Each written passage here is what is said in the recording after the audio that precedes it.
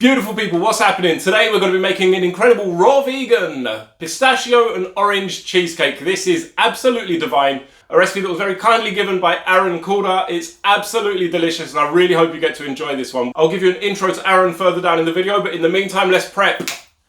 Okay folks, this recipe comes in two sections. One is the base and one is the filling. So, 150 grams of mixed nuts. Do whatever you can to get rid of the peel. It's very hard to do in raw form, but try your best because the peel only makes them bitter, those brown bits. Here I've got 2.5 tablespoons of coconut oil, 1.5 teaspoons of vanilla extract, 3 tablespoons of a mix between maple syrup and date syrup. If you can do 100% maple, that's also fine. I've got a large pinch of salt here. Now for the filling, I've got 200 grams of dry cashews, which I soaked overnight. Next, I've got 2 teaspoons of vanilla here.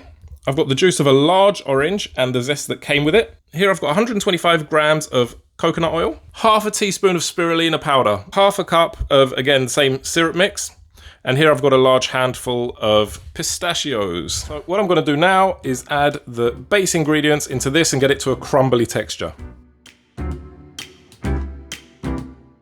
Okay, I'm gonna give that a whiz and I'll show you what it looks like once it's all done.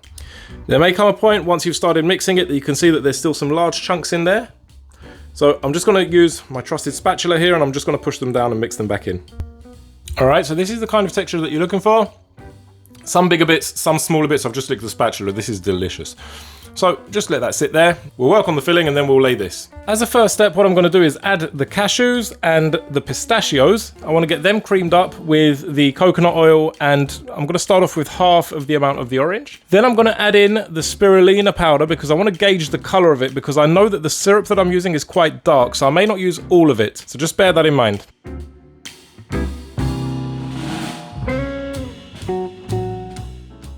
So I've given it an initial blitz and I've pushed everything down. I'm gonna add in a tiny bit of the syrup mix. It doesn't get too dark. So it's looking creamy. Now I'm gonna add in the spirulina powder. I'm also gonna give it another tap down with the spatula. Make sure everything's incorporated and everything is creamy. Now this is gonna be interesting because you're gonna see the color change. That's a gorgeous color right there, as you can see. What I've also done is I've taken some baking paper and I've just cut a circle down there. That's just gonna make it easier to work with once it's frozen. So as a first step, I want about that much thickness of the base layer. Okay, so now, after a little while, you're gonna see it's not gonna be simple to pat this down because it's very, very sticky, but once you've got an even layer, so I've emptied all of that into a bowl now. I'm gonna go light on this actually. I'm not gonna use all of it because it's quite strong. So now I'm just going to pour that all in. Give it a twist and shake and you are good. We're going to freeze that for at least 4 hours. So just while that's freezing, I want to give you a little introduction to Aaron. So Aaron Calder is absolutely amazing. I saw this recipe just randomly while I was scrolling on Facebook looking at food, and this picture right here, it just caught my eye and I started drooling all over the place. Guys, absolutely incredible. So I'm making it in cake form, but if you want to see Aaron's, I'm going to put a link in the description so you can make little personal ones as well. Some of the work that he does is absolutely divine. I'm going to put links to his website, his YouTube channel, and obviously the Instagram there.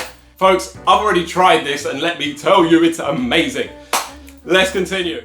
Alrighty folks, so a few hours have passed, that's been in the freezer. The tip that Aaron gave is that make sure that this is fairly stiff to the touch before you attempt to take it out because, you know, it's still raw and it's not something that's been baked. So, let's unravel. Oops. Okay, so, now I'm using an 8-inch baking tin. This is the thickness that you're going to get out of that, as you can see. If it's a 6-inch tin, it's probably going to be about that tall. So just use what you got. Overall, feels good, looks good. I'm going to slice a bit off now and decorate it. Alrighty.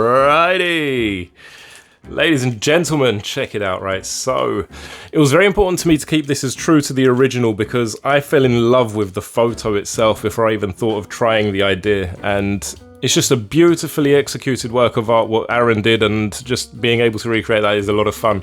So I've done this in cake form, as you can see here.